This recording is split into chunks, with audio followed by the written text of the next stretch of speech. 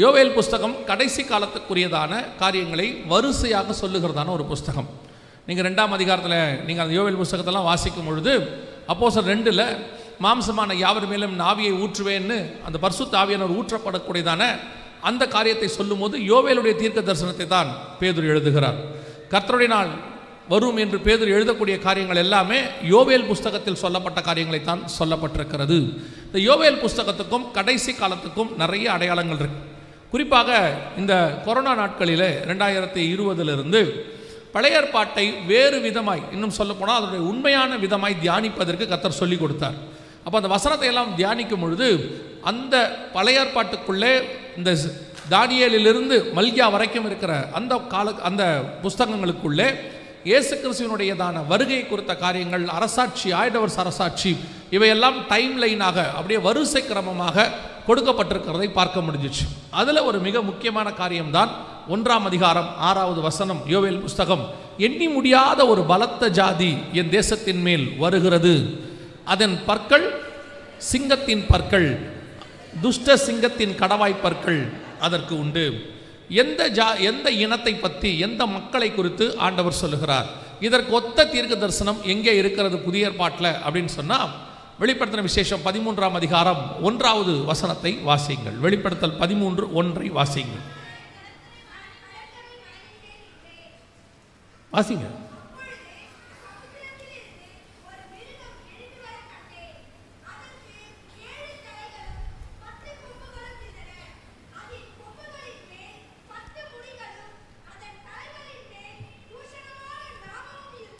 இந்த வசனத்துக்கும் இங்கே ஒரு மிருகம் எழும்பி வந்ததுன்னு இருக்கு இல்லையா, இதுக்கும் யோவேல் 1:5க்கும் என்ன ஒரு ஒத்துமை? ஏன் நம்ம இங்கே வந்தோம் அப்படின்னு கேட்டால், 2வது வசனத்தில் நான் கண்ட மிருகம் சிறுத்தையை போல் இருந்தது, அதன் கால்கள் கரடியின் கால்களைப் போலவும் அதன் வாய்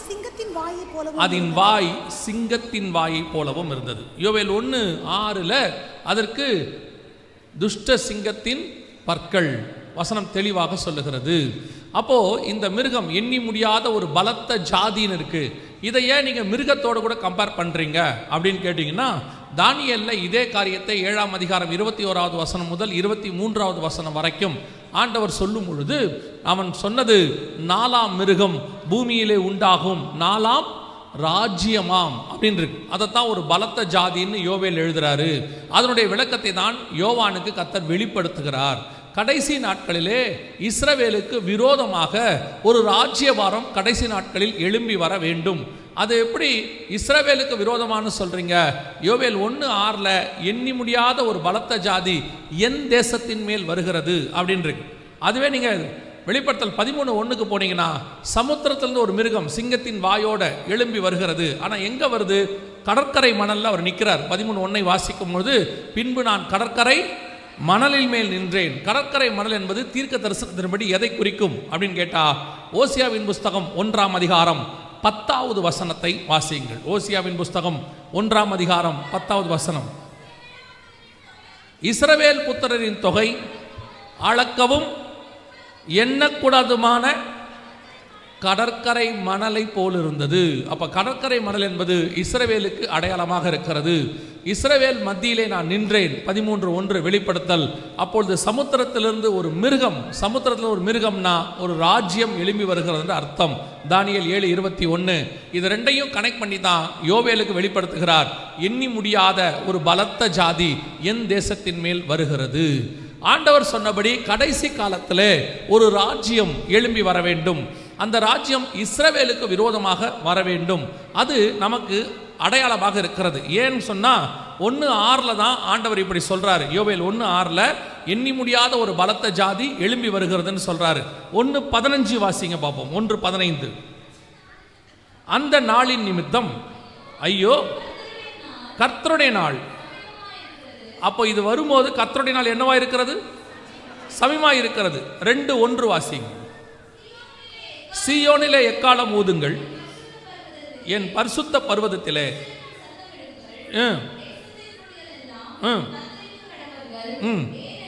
ஏனெனில் கர்த்தருடைய நாள் வருகிறது. அது இந்த ஜாதி எழும்பி வருகிற காலகட்டத்தில் கர்த்தருடைய நாள் எப்படி இருக்கிறது? சமீபமாக இருக்கிறது. 2 பேதுருவின் புஸ்தகம் 3:9-10 இதோ கர்த்தருடைய நாள் இரவிலே திருடன் வருகிற விதமாய் வரும். அப்போ கர்த்தருடைய நாள் வருவதற்கு முன்பதாக ஒரு பலத்த ஜாதி இஸ்ரவேலுக்கு விரோதமாக எழும்ப வேண்டும். வெளிப்படுத்தல் 13:1 அதை சொல்லுகிறது. இப்பொழுது ஒரு பலத்த ஜாதி, அது ஆண்டவர் சொன்னபடி ஒரு பெரிய அரசாங்கம், ஒரு கவர்மெண்ட் எழும்பி இருக்கிறது. ஆண்டவர் சொன்ன அந்த கடைசி நாட்கள் அந்த மிருகம் எழும்பி வருகிறது என்றால், அந்த பலத்த ஜாதி எழும்பி வருகிறது என்றால், அதற்கு பின்னால் கர்த்தருடைய நாள் வருகிறது என்று அர்த்தம். அல்லேலூயா. அதுக்கு பின்னால் கர்த்தருடைய நாள் எப்படி இருக்கிறது? சமீபமாக இருக்கிறது என்று சொல்லி அர்த்தம். அப்போ அந்த எண்ணி முடியாத பலத்த ஜாதி, அந்த ராஜ்யம், அந்த கவர்மெண்ட் எது என்பது நமக்கு தெரிந்தால்தான் அது. ஏன்னா இயேசு பரமேறி போனதிலிருந்து நிறைய ஜாதி பெரிய, அதாவது நிறைய கவர்மெண்ட் எழும்பி இருக்கிறது. இயேசு பரமேறி போன பிறகு ரோம சாம்ராஜ்யம், ரோமத்திலிருந்து ரிஃபார்ம்டு ரோமன் எம்பையர், பைசாண்டியர் எம்பையர் அப்படின்லாம் சொல்லுவாங்க. அதற்கு பிறகு ஃபாசிசம், நாசிசம், கம்யூனிசம், உலகம் முழுக்க எத்தனையோ அரசாங்கங்கள், பலத்த ஜாதி, இப்போ இருக்கிற அமெரிக்கா வரைக்கும் பலத்த ஜாதி எழும்பி இருக்கிறது. அப்படி இருக்கும் பொழுது எதை கர்த்தர் சொல்லுகிறார், எந்த கவர்மெண்ட், எந்த அரசாங்கம் எழும்பி வருகிறது, அதுதான் நமக்கு ரொம்ப முக்கியம். வெளிப்படுத்தின விசேஷம் 13ஆம் அதிகாரம் 1வது வசனத்தில், பின்பு நான் கடற்கரை மணல் மேல் நின்றேன், சமுத்திரத்திலிருந்து ஒரு மிருகம் எழும்பி வர கண்டேன், அதற்கு 7 தலைகளும் 10 கொம்புகளும் இருந்தன. 7 தலைகள் என்றால் எதை குறிக்கிறது அப்படின்னு பார்த்தா, வெளிப்படுத்தின விசேஷம் 17ஆம் அதிகாரம் 9-10 வசனங்களை வாசிங்க. ஞானமுள்ள மனம் இதிலே விளங்கும். அந்த 7 தலைகளும் அந்த ஸ்திரீ உட்கார்ந்திருக்கிற 7 மலைகளாம். அந்த ஸ்திரீ உட்கார்ந்திருக்கிற 7 மலைகளாம். அப்போ அந்த 7 மலைகள் என்பது எதை 7 தலைகள் என்பது எதை குறிக்கிறது? 7 மலைகளை குறிக்கிறது. 10 கொம்புகள் என்பது எதை குறிக்கிறது? அதே வெளிப்படுத்தல் 17-12 வாசிங்க. 10 ராஜாக்களாம். அப்படியானால் கடைசியாக ஒரு ராஜ்யம் எழும்பி வர வேண்டும். அது 10 ராஜாக்களோடு கூட இருக்க வேண்டும். அது கடைசி நாட்களில் எழும்பி பூமியை ஆளுகை செய்ய வேண்டும். இதுதான் வேதம் நமக்கு சொல்லக்கூடியதான ஒரு அடையாளம். பொதுவாக வேதாகமத்தில் நாம் 3 விதமான செய்திகளை பார்க்கிறோம். பரிசுத்த ஆவியானவர் வரும் பொழுது பாவத்தை குறித்தும், நீதியை குறித்தும், நியாய தீர்ப்பை குறித்தும் கண்டித்து உணர்த்துவார். வேத வாக்கியங்கள் எல்லாம் தேவ ஆவியானவராலே அருளப்பட்டது. அப்போ ஆவியானவர் வேத வாக்கியத்தை கொடுத்திருந்தா வேத வாக்கியங்கள் எல்லாம் இந்த 3 பகுதிக்குள்ள தான் இருக்கும். பாவத்தை குறித்து, நீதியை குறித்து, நியாய தீர்ப்பை குறித்து. இப்போ நீங்கள் எதை வேணால் எடுத்துக்கோங்க, பைபிள் முழுக்க எடுத்துக்கோங்க. உதாரணமாக நான் சொல்கிறேன், பைபிளுடைய முதல் பிரசங்கியார் ஏனோக். அவர் எதை பற்றி பிரசங்கம் பண்ணார்னு யூதா 14-15 சொல்லுது. 1000 பரிசுத்தவான்களோடு தேவன் பூமியை நியாயம் தீர்க்க வருகிறார். முதல் பிரசங்கமே நியாய தீர்ப்பு தான். 2வது பிரசங்கம் நோவாக்குரியது, 10ஆம் தலைமுறை. 2 பேதுருவின் புஸ்தகம் 2ஆம் அதிகாரம் 5வது வசனம் சொல்லுது, பூர்வ காலத்தையும் தப்ப விடாமல் நோவா, நீதியை பிரசங்கித்தவனாகிய நோவா. அவருடைய 2வது பிரசங்கம் நீதியை குறித்து, அது முடிச்சாச்சு. அடுத்து ஆபிரகாமுக்கு என் சொல்லுக்கு கீழ்ப்படிந்தார், மோசேக்கு என் பிரமாணங்களை எழுதி கொடுத்தேன். இது எல்லாமே எதை குறித்து இருக்கிறது அப்படின்னு பார்த்தீங்கன்னா, தண்டனை, நியாய தீர்ப்பு இதை குறித்து இருக்கிறது. அதன் மூலமாக தற்காலிக ஒரு பாவ மன்னிப்பு அதை குறித்து இருக்கிறது. ஆபிரகாம் கர்த்தரை விசுவாசித்தான், அது அவனுக்கு நீதியாக எண்ணப்பட்டது, நீதியை குறித்திருக்கிறது. இந்த 3ல தான் இருக்கும், அப்படியே முழுக்க இருக்கும். அதோடு இயேசு வந்துட்டார். முதல் பிரசங்கியார் பைபிளில் யோவான் ஸ்நானகன் எதை பற்றி பிரசங்கம் பண்ணார்? மனம் திரும்புங்கள், பரலோக ராஜ்யம் சமீபமாக இருக்கிறது, பாவத்தை குறித்து. அந்த மனம் திரும்பி அவங்களாம் என்ன எடுத்தாங்க யோவான் ஸ்நானகிட்ட? அது நீதியை குறித்து. இயேசு சொல்றாரு, இப்பொழுது இடம் கொடு, இது எல்லா நீதிக்கும் ஏற்றதாக இருக்கிறது. அப்படி மனம் திரும்பாதவங்களுக்கு யோவான் ஸ்நானகன் சொன்னது நல்ல கனி கொடாத மரங்கள்லாம் வெட்டுண்டு நியாய தீர்ப்பை குறித்து. அடுத்து இயேசு, அவர் தான் பிரசங்கம், மனம் திரும்புங்கள், பரலோக ராஜ்யம் சமீபமாக இருக்கிறது. நீங்கள் பைபிள் முழுக்க எடுத்துக்கொள்ளுங்க, பாவத்தை குறித்து, நீதியை குறித்து, நியாய தீர்ப்பை குறித்து, இது 3 தான் இருக்கும். பாவத்திலிருந்து விடுபட்டா என்ன ஆசீர்வாதம், நீதிக்கு கீழ்ப்படிந்தால் என்ன ஆசீர்வாதம், நியாய தீர்ப்பில் நீங்கள் சக்சஸ்ஃபுல்லாக ஜெயம் பெற்றால் என்ன ஆசீர்வாதம், எல்லாம் பைபிள் இருக்கு. இந்த 3 பேஸ் பண்ணி தான் பைபிள் இருக்கு. ஆனால் இன்னைக்கு கடைசி காலத்தில் சபை இந்த 3ஐயும் விட்டுடுது. நான் எல்லா சபையும் சொல்லலை, ஒரு 95% சபை அப்படி போயிடுச்சு. இந்த 3ஐயும் விட்டுட்டு, இந்த 3க்கு பின்னாடி இருக்கிற ஆசீர்வாதத்தையும் விட்டுட்டு புதுசாக ஒரு ஆசீர்வாதத்தை பிடிச்சிருக்கிறாங்க. அதுதான் கிரேஸ், கிருபை, ஹைப்பர் கிரேஸ், சூப்பர் கிரேஸ் அப்படின்லாம் சொல்கிறாங்க. செழிப்பின் உபதேசம் அவங்களுடைய முழுக்க இன்னைக்கு வெறும் ஆசீர்வாதத்துக்குள்ளே போய்விட்டது. ஆசீர்வாதம் இருக்கிறது. பாவத்திலிருந்து விடுபடும் போது கிடைக்கிற ஆசீர்வாதம் என்னவோ அது இருக்கிறது. நீங்கள் நீதிக்கு கீழ்ப்படியும் போது என்ன ஆசீர்வாதமோ அது இருக்கிறது. நீங்கள் நியாய தீர்ப்புக்கு தப்பிக்கும் போது என்ன ஆசீர்வாதமோ அது இருக்கு. ஆனால் மூணுமே இல்லாமல் நான் பாவம் செய்வேன் ஆனால் ஆசீர்வாதம் இருக்கு.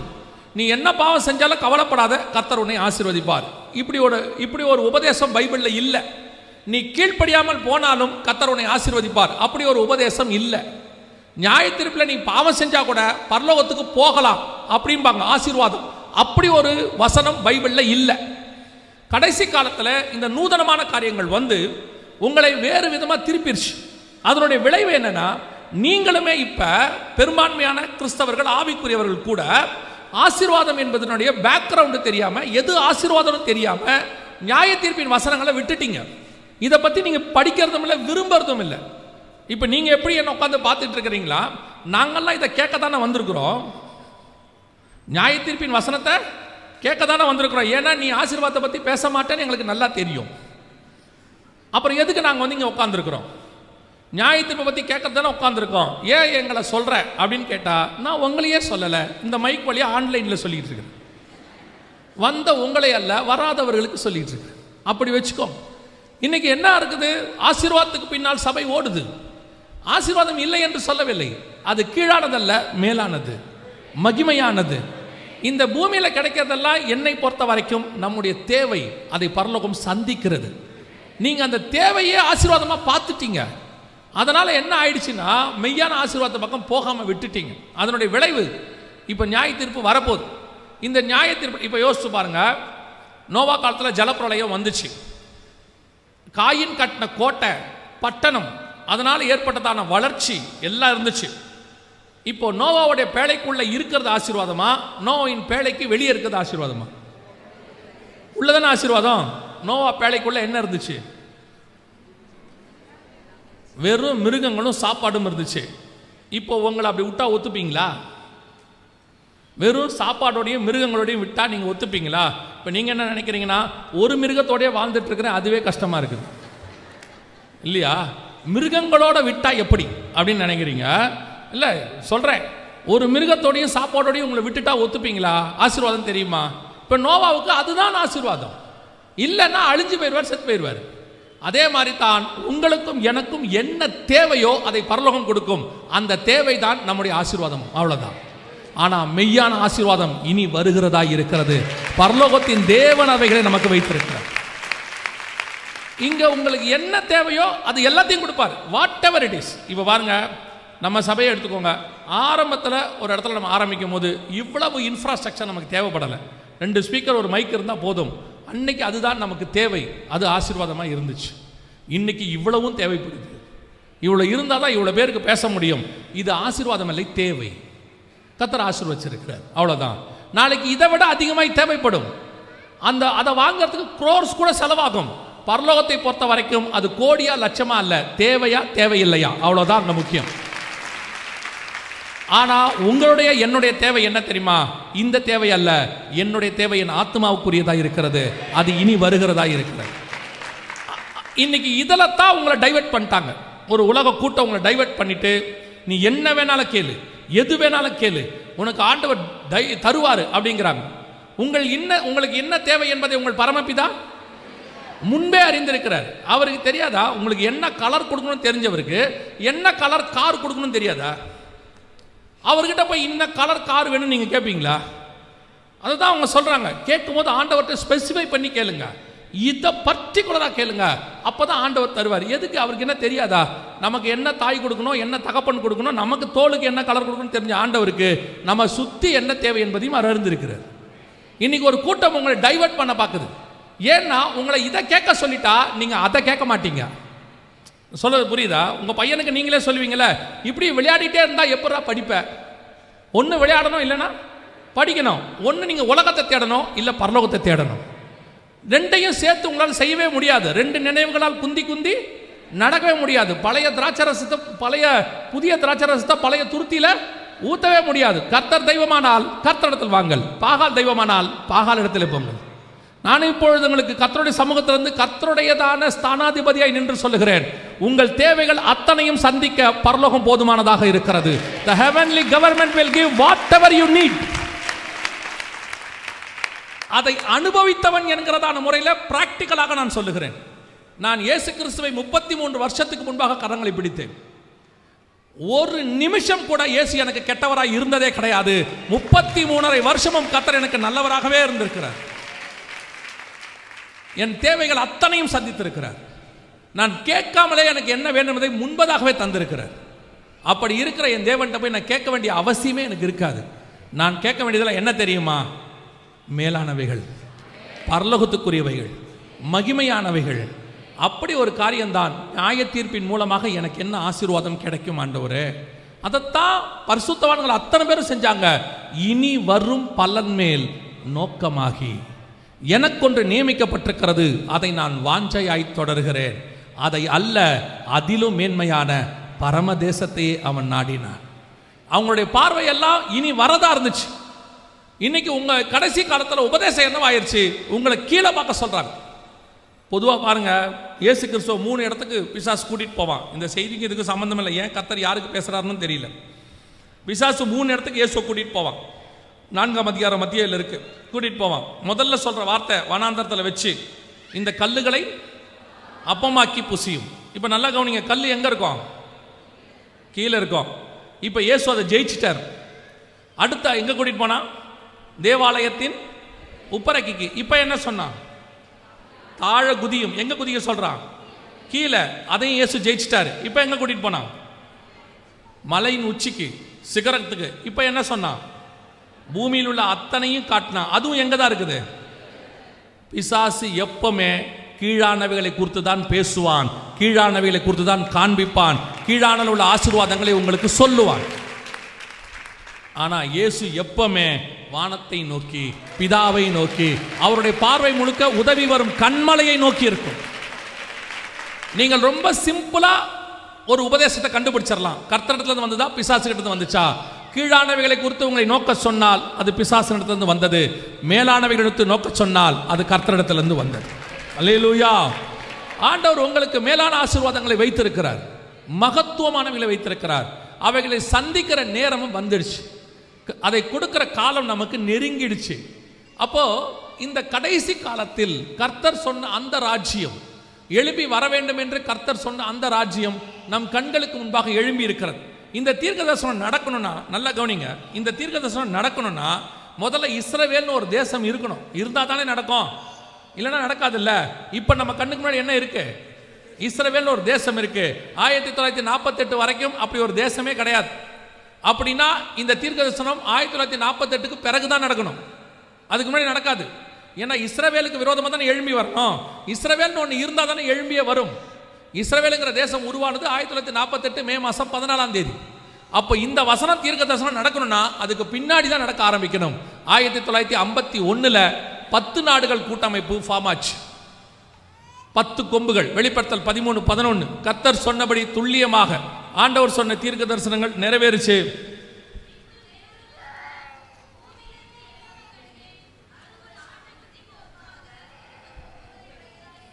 நல்லா கவனிங்க. பின்பு வேறொரு மிருகம் பூமியிலிருந்து எழும்ப கண்டேன். இல்ல, வெளிப்படுத்தல் 13:1. ஆண்டவர் சொன்னபடியே அந்த 10 கொம்புகளோடு கூட ஒரு ராஜ்யம் எழும்பி வந்துச்சு.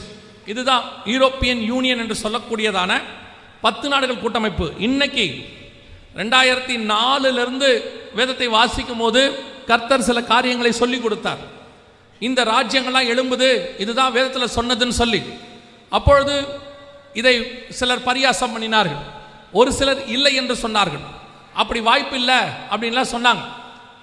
ஆனால் கொஞ்சம் கொஞ்சமாக கர்த்தர் சொன்ன வார்த்தைகள், தீர்க்க தரிசனங்கள் விவரிக்க ஆரம்பித்தார், விஸ்தாரமாகச்சு. அதனுடைய விளைவாக ஒவ்வொரு காரியமும் நடக்க ஆரம்பித்தது. வேதத்தில் சொன்னது சொல்கிறேன், நாங்கள் சொன்னதில்லை, நாங்கள் தீர்க்கதரிசியும் அல்ல, தீர்க்கதரிசியின் புத்திரனும் அல்ல. அந்த வேதத்தில் சொல்லப்பட்ட தீர்க்க தரிசனங்கள் ஒவ்வொன்றாக நடக்க ஆரம்பித்தது. ஆண்டவர் சொன்னபடி ஜனங்கள் மத்தியிலிருந்து ஒரு சாம்ராஜ்யம், 10 நாடுகள் கூட்டமைப்பு அப்படியே சொல்லி வச்ச மாதிரி துல்லியமாக எழும்பி வந்தது. இந்த ராஜ்யம் எழும்பி வருவதை குறித்து இன்னும் ஒரு இடத்துல ஆண்டவர் மிக தெளிவாக சொல்லுகிறார். வாசிங்கள், வெளிப்படுத்தின விசேஷம் 6ஆம் அதிகாரம் 2வது வசனத்தை வாசிங்கள். 6:2. யாராவது ஒருத்தர் பார்க்குறீங்களா? வரிசையாக எல்லாரும் பார்க்குறாங்க.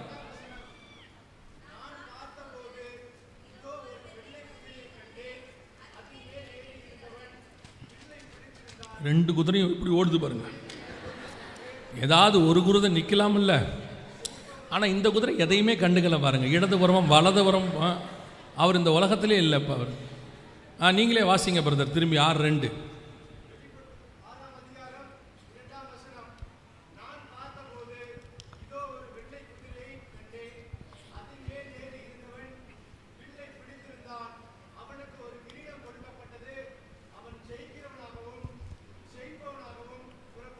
இது யாரை பற்றி சொல்லப்பட்டிருக்குன்னா, அந்த கவர்மெண்ட் எழும்பி வரதை பற்றி சொல்லியிருக்கு. அதுதான் தானியேல் நம்ம வாசிக்கிறது. அதே தான் யோவேல் 1:6, அதே தான் வெளிப்படுத்தல் 13-11. ஒவ்வொரு இடத்துலையும் ஒவ்வொரு பார்ட்டாக சொல்லி வச்சிருக்கிறார். இப்போ இந்த 6:1 6:2 சொல்லப்பட்டிருக்கிற இந்த காரியம் என்னவென்று சொன்னால், ஒரு வெள்ளை குதிரையை கண்டேன். குதிரைனா என்ன நான் சொல்ல எழுதிக்கோங்க, நேரம் இருக்காது, நீங்கள் அப்புறம் வீட்டில் போய் படிச்சுக்கொள்ளுங்க. ஏன்னா உங்களை படிக்க சொன்னால் வேற நீங்கள் அத்தனை பேரும் போட்டி போட்டு நல்லா படிக்கிறீங்களா, சரியாக கேட்க மாட்டேங்குது எனக்கு. அதனால் யாராவது ஒருத்தர் மைக்கில் வாசித்தா நல்லாயிருக்கும். கவனிங்க, 6:2 இது இருக்குது. இது எதை குறிக்குதுன்னா, அந்த குதிரை என்பது எதை குறிக்குதுன்னா, சகரியா 6:4-5 குதிரை என்பது கர்த்தருடைய ஆவி, கர்த்தர் அனுப்புகிறதான ஆவி. கர்த்தருடைய ஆவியில் கர்த்தர் அனுப்புகிறதான ஆவி.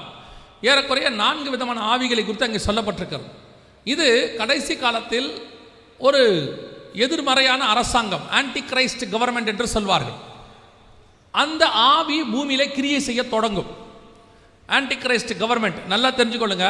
அந்தி கிறிஸ்து என்பது ஒரு மனுஷன் வருவான்.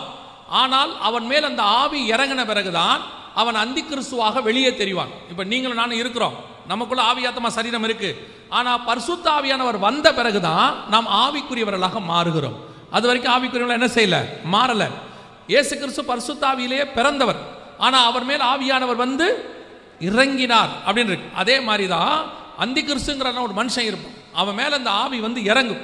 இறங்கினாதான் அவன் அந்தி கிறிஸ்துவாக உலகத்துக்கு வெளிப்படுவான்.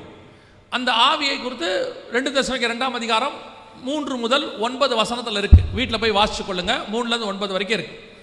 இப்போ இந்த ஆன்டி கிரைஸ்டுடைய கவர்மெண்ட் பூமியில தொடங்கும் பொழுது அல்லது ஆரம்பிக்கும் பொழுது எப்படி ஆரம்பிக்கும் அப்படின்னு கேட்டீங்கன்னா, ஒரு வெள்ளை குதிரையில் ஆரம்பிக்கும் அப்படின்னு இருக்கு.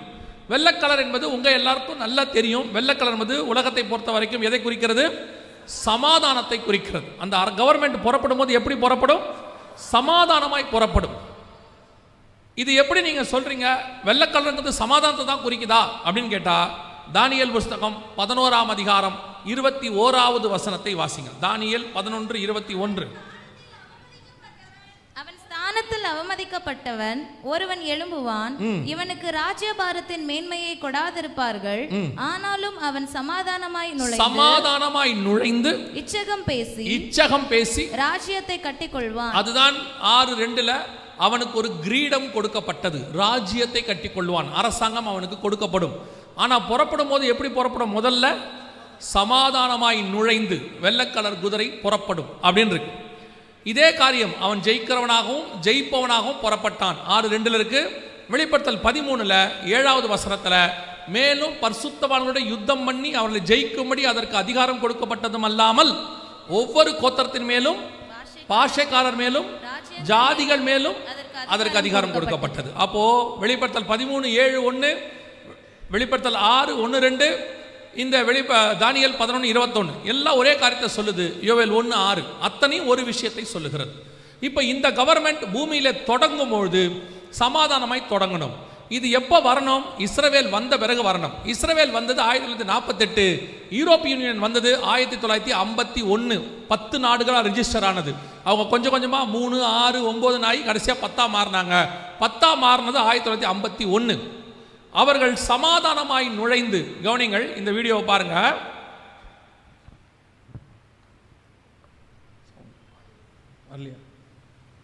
இல்லையா அப்படியே வராது. சரி, நீங்கள் ஊமை படம் பாருங்க. அவர் என்ன சொல்றாரு அப்படின்னு கேட்டீங்கன்னா, கவனிங்க, அவர் இங்கிலீஷில் சொல்றாரு. நான் சொல்றேன் அவர் என்ன சொல்றாரு, நம்புங்க. இன்னும் கொஞ்சம் பேர், ஏன்னா நம்மளாம் தோமா மூலியமா சுவிசேஷம் கேட்டு வந்தவங்க, கொஞ்சம் சீக்கிரத்தில் நம்ப மாட்டோம் நம்மளால். அவர் என்ன சொல்கிறாருன்னா 2012க்கான சமாதானத்துக்கான நோபல் பரிசு ஐரோப்பியன் யூனியனுக்கு வழங்கப்படுகிறது அப்படின்னு சொல்கிறார். 2012 the Nobel Prize awarded to European Union அப்படின்னு சொல்கிறார். இதில் என்ன ஆச்சரியம்னு கேட்டிங்கன்னா, இந்த சமாதானத்துக்கான நோபல் பரிசு இதுவரைக்கும் எந்த அரசாங்கத்துக்கும் கொடுக்கப்பட்டதே கிடையாது. இதுவரைக்கும் மனுஷனுக்கு தான் கொடுக்கப்பட்டிருக்கு. மனுஷனுக்கு மட்டும்தான் தருவாங்க. இதுவரைக்கும் எந்த அரசாங்கத்துக்கும் தரல. இதான் ஃபர்ஸ்ட் டைம் ஒரு அரசாங்கத்துக்கு சமாதானத்துக்கான நோபல் பரிசு கொடுக்கப்பட்டது. நோபல் பரிசு ஆரம்பித்த வரலாறுலேருந்து ஃபஸ்ட்டிலேருந்து ஏறக்குறைய 100 வருஷமாக அது இது வரைக்கும் எந்த ஒரு மனுஷனுக்கு தான் தந்திருக்கிறாங்க, இந்த அரசாங்கத்துக்கு தரல. இதுதான் ஃபர்ஸ்ட் டைம். கர்த்தர் சொன்னபடி ஒரு எண்ணி முடியாத பலத்த ஜாதி, வெள்ளைக்கலர் குதிரை சமாதானமாய் நுழைந்து ராஜ்யத்தை கட்டிக்கொள்ளக்கூடிய அரசாங்கம் புறப்பட்டுருச்சு. இவர்கள் இன்னைக்கு உலகத்தில் மிகப்பெரியதான அரசாங்கமாக வளர்ந்திருக்கிறார்கள். ஆண்டவர் சொன்னபடி துல்லியமாய் நம் கண்களுக்கு முன்பாக கடைசி காலத்தில் வரவேண்டிய அரசாங்கம் கவர்மெண்ட் எழும்பி விட்டது. 100% நம் கண்களுக்கு முன்பாக எழும்பிருச்சு. 1951 ஆரம்பித்து 2012 சமாதானத்துக்கான நோபல் பரிசு வாங்கி இன்னைக்கு உலக வல்லரசாக இவர்கள் தான் மாறி, இதில் வரக்கூடிய கடைசி ராஜா தான் அந்தி கிறிஸ்து. அவன் வருவதற்கு முன்பதாகத்தான் உங்களையும் என்னையும் மீட்க வருவேன் என்று இயேசு வாக்கு பண்ணி இருக்கிறார். அல்லேலூயா. அந்த கிறிஸ்துவின் வருகை மிக சமீபம்னு சொல்றதுக்கு முன்னாடி இவங்க வரணும். இந்த அரசாங்கத்தில் கடைசியா அந்தி கிறிஸ்து வரணும். லாஸ்ட் பர்சன், லாஸ்ட் கிங், அவன் வரத்துக்கு முன்னாடி தான் ஆண்டவர் வரணும். இப்போ இந்த கவர்மெண்ட் வந்துருச்சு. நம்ம கண்களுக்கு முன்பாக எழும்பி இருக்கிறது 10 நாடுகள் கூட்டமைப்பு, ஐரோப்பியன் யூனியன். வேதம் சொன்னபடி துல்லியமாய் தீர்க்க தரிசனம் நிறைவேறி விட்டது. இப்போ இந்த கவர்மெண்ட் தான் அது அப்படிங்கிறதுக்கான என்ன ப்ரூஃப் அப்படிங்கிறதா நம்ம என்ன செய்ய போகிறோம், இப்பொழுது பார்க்க போகிறோம். கவனிங்கள், இந்த 10 நாடுகள் கூட்டமைப்பு இப்போ என்ன, இதான் யூரோப்பியன் யூனியன். நீங்கள் பார்க்குறது இந்த 10 நாடுகள் யார் யாரெல்லாம் இருக்கிறாங்க அப்படின்னு நீங்கள் பார்க்கணுன்னா, இவங்க தான் அந்த 10 நாடுகள். இதில் இருக்கக்கூடியவங்க. ஒருவேளை நீங்கள் கேட்கலாம், யூரோப்பியன் யூனியனில் 28, 29 நாடு இருக்குதே, நீங்கள் 10 நாடுன்னு சொல்கிறீங்களே எப்படி? ஒருவேளை நீங்களாம் உட்காந்து இந்த கூகுள் போட்டு பார்த்துருவீங்க, நெட் உட்காந்து. நான் ஒரு மீட்டிங்க்கு போயிருந்தேன், பின்னாடி ஒரு 10 பசங்க உட்காந்து அவனுக்கு பாட்டு ஃபோன் பார்த்துக்கிட்டே இருந்தாங்க. எனக்கு இந்த மீட்டிங்கில் ஃபோன் பார்த்தா கொஞ்சம் கோவம் வரும். என்னடா செய்தி கேட்காம ஃபோன் பார்க்குறாங்களேன்னு. அவங்க உட்காந்து ஃபோன் பார்த்துட்டு இருந்தாங்க. சரி விட்டுட்டேன். முடிஞ்ச பிறகு வந்தோடனே அந்த 10 பேரை வந்தாங்க. நீங்கள் சொல்கிறதெல்லாம் கரெக்டாக தான் இருக்குது அப்படின்னு. நான் என்ன இவனுங்க சர்டிஃபிகேட் கொடுக்குறானுங்கன்னு எப்படி தம்பி சொல்கிறேன்னு. இல்லை, எல்லாத்தையும் உட்காந்து பார்த்துக்கிட்டு இருந்தோம், எல்லாம் கரெக்டாக தான் இருக்குது. மாற்றி சொல்லக்கூட முடியாது போல். இப்போ எல்லாம் கூகுள் பண்ணி வச்சுருக்கிறான். அதில் வேற ஒவ்வொன்றையும் செகண்டுக்கு செகண்ட் பார்த்துட்றாங்க. அதனால் நீங்கள் இப்போ பாருங்கன்னு சொல்லலை, நம்புங்கன்னு சொல்கிறேன். 10 நாடுகள் கூட்டமைப்பு இன்றைக்கும் இருக்குது. ஆனால் அது நீங்கள் பார்க்கணுன்னா எப்படி போய் பார்க்கணும்? வெஸ்டர்ன் யூரோப்பியன் யூனியன் போடணும். WEU அப்படின்னு போட்டிங்கன்னா இந்த 10 நாடுகள் அங்கே இருக்கும். நீங்கள் நினைக்கக்கூடியதான அந்த 10 நாடுகள் இப்போ யாராக இருக்கிறாங்க அப்படின்னு பார்த்தீங்கன்னா, இவங்க தான் அந்த 10 நாடுகள். இவங்க தான் அந்த 10 நாடுகளாக இருக்கிறாங்க. இவங்களில் Germany, Spain, France, Portugal, Switzerland, England, Italy, இப்போது பெல்ஜியம், லக்சம்பர்க், நெதர்லாந்து, ஒரு 3 நாடு இருக்குது. இவங்கெல்லாம் சேர்ந்து இன்றைக்கி என்னவா இருக்கிறாங்கன்னா இந்த ஐரோப்பா யூனியன் என்று சொல்லி வந்திருக்கிறார்கள். நம் கண்களுக்கு முன்பாக இவர்கள் தங்கள் ராஜ்யபாரத்தை கொண்டு வந்து விட்டார்கள். இவங்க தான் அந்த 10 நாடுகள் கூட்டமைப்பு. இவங்கள தான் நீங்கள் வெஸ்டர்ன் யூரோப்பியன் யூனியன் அப்படின்னு சொல்லி நீங்கள் போய் பார்க்க முடியும். கர்த்தர் சொன்னபடி கடைசி ராஜ்யம் எழும்பிருச்சு. இப்போ இவர்கள் எப்படி உலகத்தை தங்கள் கண்ட்ரோல் கீழே கொண்டு வந்து 7 வருஷம் உலகத்தை உபத்திரவ காலமாக நடத்துவார்கள். அந்தி கிறிஸ்துவின் ஆட்சி அவன் நடத்துவான் 7 வருஷம் உபத்திரவமாக. அதுக்கு முன்னாடி இவர்கள் செய்ய வேண்டியதெல்லாம் என்ன? ஏன்னா வெளிப்படுத்தல் 17, 12, 13 இந்த 10 பேர் முன்னாடியே வந்துருவாங்க, வந்து ரெடி பண்ணி அவன் கையில் எல்லாத்தையும் கொடுப்பாங்க அப்படின்னு இருக்கு. வாசிங்க, வெளிப்படுத்தல் 17, 12 வாசி. நீ கண்ட 10 கொம்புகளும் 10 ராஜாக்களாம், இவர்கள் இன்னும் ராஜ்யம் பெறவில்லை. அப்போ வசனம் எழுதும் போது இன்னும் ராஜ்யம் பெறவில்லை. இவர்கள் மிருகத்துடனே கூட 1 மணி நேரம் அளவும் ராஜாக்கள் போல அதிகாரம் பெற்றுக் கொள்கிறார்கள். இவர்கள் ஒரே யோசனை உள்ளவர்கள். நல்லா கவனிங்க, இவர்கள் எல்லாரும் என்னது? ஒரே யோசனை உள்ளவர்கள். இந்த வசனத்தை லைன் பை லைனா இப்ப நம்ம பார்க்க போறோம். இவர்கள் எல்லோரும் எப்படி இருக்கிறார்கள்? ஒரே யோசனை உள்ளவர்களாக இருக்கிறார்கள். அப்படின்னு பார்த்தீங்கன்னு சொன்னா, இந்த 28 நாடுகளும் 1951க்கு முன்னாடி தனித்தனியாக இருந்தார்கள். ஐரோப்பாக்குள்ள ஏறக்குறைய 28-29 நாடுகளாக தனியாக இருந்தாங்க. 51 10 நாடாக மாறினாங்க. அதற்கு பிறகு மற்ற நாடுகள்லாம் இணைய தொடங்கிடுச்சு. ஆனால் தொடங்கின பிறகு இவங்க சொல்லிட்டாங்க, நாங்கள் 10 நாடுகளாக தான் தலைமையாக இருப்போம், மற்றவங்கெல்லாம் எங்களுக்கு கீழே தான் இருக்கணும் அப்படின்னு சொல்லி அந்த வீட்டோ பவர் மாதிரி ஒரு 10 நாடுகள் தலைமையில் உட்காந்துக்கிட்டாங்க. அவங்க தான் அந்த 10 நாடுகள். இதை பற்றியும் தானியேல் 2:41 முதல் 44 வசனத்தை நீங்கள் வாசிக்கும் போது, இவர்கள் மற்ற மனுஷரோட சம்பந்தம் கலப்பார்கள். 43 இருக்கு, மற்ற மனுஷரோட சம்பந்தம் கலப்பார்கள், ஆகிலும் களிமண்ணோடு கூட இரும்பு கலவாதது போல இவர்கள் ஒருவரோடு ஒருவர் ஒட்டி கொள்ளாதிருப்பார்கள் அப்படின்னு இருக்கு. இவங்க 10 பேர் தனியாக இருப்பாங்க, மற்ற ஒரு 19 பேர் இவங்களோட சேர்ந்து இருக்கிறாங்க. அத்தனை பேரும் இணைஞ்சிருப்பாங்க, ஆனால் இந்த 10 மட்டும் தனியாக இருக்கும். அதான் இவர்கள். ஆனால் இவர்கள் அத்தனை பேரும் ஒரே யோசனை உள்ளவர்கள். 2000 அந்த ஒரே யோசனை உள்ளவர்கள் என்பதற்கான மிக முக்கியமான முன்னெடுப்பு நடந்துச்சு. 2001 அது நடந்துச்சு. என்னன்னு கேட்டா, அந்த 29 நாடுகளுக்குள்ள 28 நாடுகளுக்குள்ள ஒரு கரன்சி கொண்டு வந்தாங்க. ஒன் கரன்சி அப்படின்னு கொண்டு வந்தாங்க. இந்த ஒன் கரன்சி அப்படின்னா என்ன அப்படின்னு கேட்டீங்கன்னு சொன்னா, 28 நாட்டுக்கும் ஒரே பணம் சாத்தியமே கிடையாது. இப்போ இந்தியாவும் ஸ்ரீலங்கா பாகிஸ்தான் 3 பேரும் ருபீஸ் அதான் யூஸ் பண்றோம். ஆனா இந்தியா ருபீஸ் வேல்யூ ஜாஸ்தி. ஸ்ரீலங்கா நம்மளை விட 3.5 மடங்கு கீழே இருக்குது. பாகிஸ்தான் 1.5-2 மடங்கு கீழே இருக்குது. ஆனா 3மே ருபீஸ் தான் பேரு. ஆனால் இது 3ஐயும் இணைக்கலான்னு கேட்டா 3 நாடு ஒத்துக்காது. நாங்க எங்க கரன்சி என்ன பண்ணிக்கிறோம் வச்சுக்கிறோம்னு சொல்லுவாங்க. ஆனால் இந்த 28 நாடுகளும் வெவ்வேறு நிலையில் இருந்தவங்க. ஒரு பிரான்ஸோடைய ஃப்ராங்க்னு சொல்லுவாங்க, அப்புறம் ஜெர்மனியில் வந்து மார்க்கும்பாங்க, இட்டாலியில் ரூஃபுல்னு சொல்லுவாங்க. இவங்க எல்லாம் ஒவ்வொரு காலகட்டத்தில் இருந்தவங்க, வெவ்வேறு வேல்யூ. ஆனால் இவங்க அத்தனை பேரும் சேர்ந்து ஒத்துக்கிட்டாங்க, நாங்கள் ஒரே வேல்யூவாக ஒரு பணத்தை உண்டாக்க ரெடியாக இருக்கிறோம் அப்படின்னு சொல்லி.